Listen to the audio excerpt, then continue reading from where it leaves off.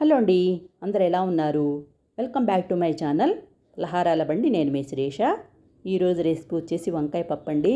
ఏంటి వంకాయ పప్పు అనగానే మీరు కూడా చిన్నపిల్లల్లాగా, చిన్నపిల్లలే కాదండి చాలామంది పెద్దవాళ్ళు కూడా ఏంటి వంకాయ పప్ప ఏం బాగుంటుంది మాకు వద్దని నసపెడతారు చిన్నపిల్లలైతే.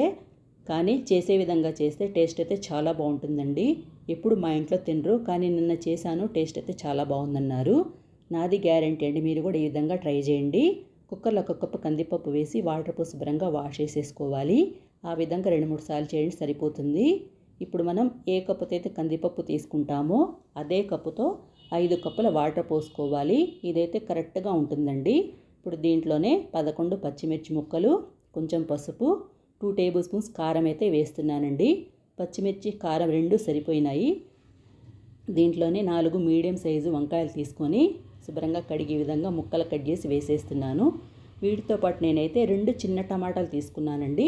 వాటిని కూడా శుభ్రంగా కడిగేసి విధంగా ఒక్కొక్క టమాటాని 4 ముక్కలుగా తీసుకున్నాను. అవి కూడా వేసేద్దాము. టమాటాలు ఎక్కువ వేయకండి, టమాటాలు ఎక్కువ వేస్తే వంకాయని డామినేట్ చేసేస్తుంది. ఇప్పుడు కుక్కర్ మూత పెట్టేసి స్టవ్ మీద పెట్టి మీడియం ఫ్లేమ్లో 5 విజిల్స్ రానివ్వండి, సరిపోతుంది. 5 విజిల్స్ తర్వాత ఒకసారి మూత తీసేసి ఈ విధంగా కలిపేసుకోండి. చూసారా, 5 విజిల్స్ ఉంచడం వల్ల చాలా మెత్తగా ఉడికిపోయింది కదా. ఇప్పుడు దీంట్లో 1 టేబుల్ స్పూన్ సాల్ట్, నేనైతే కొంచెం చింతపండు తీసుకొని అది నానబెట్టి ఆ వాటర్ పోస్తున్నానండి. మా ఇంట్లో ఏంటంటే చింతపండు నానబెట్టి డైరెక్ట్గా వేసేసాను అనుకోండి, చింతపండు తగులుతుంటే ఇష్టపడనందుకని నేను ఈ విధంగా వాటర్ పోసేస్తున్నాను. ఎక్కువ తీసుకోకండి, కొంచెం తీసుకోండి, ఎందుకంటే టమాటాలు కూడా వేసాం కాబట్టి.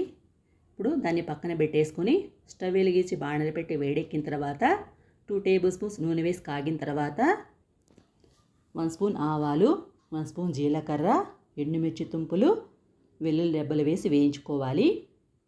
నేనైతే పచ్చెనపప్పు మినపప్పు వేయనండి, మీకు కావాలంటే వేసుకోండి. ఇప్పుడు దీంట్లోనే కొంచెం ఇంగు కూడా వేసేస్తున్నానండి. కొంచెం కరివేపాకు, కొత్తిమీర కూడా ఇప్పుడే వేసేస్తున్నానండి, అంటే కొంచెం వేస్తానన్నమాట. ఇప్పుడు ఇవన్నీ వేసి దీంతోపాటు ఒక మీడియం సైజ్ ఉల్లిపాయల ముక్కలు కట్ చేసి వేసేసి మొత్తాన్ని కలిపి ఉల్లిపాయలు గోల్డెన్ బ్రౌన్ కలర్ వచ్చేంత వరకు వేయించుకోవాలండి.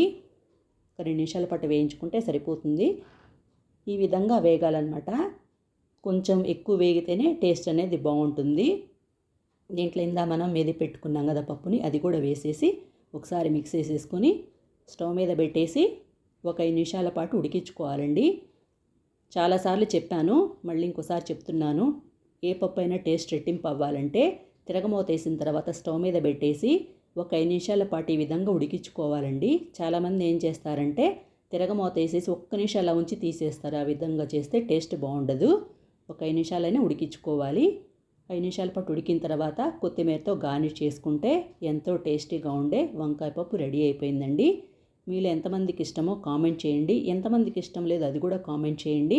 మీకు నచ్చితే కనుక లైక్ చేయండి, షేర్ చేయండి, సబ్స్క్రైబ్ చేయడం మాత్రం మర్చిపోవద్దు. Thank you for watching.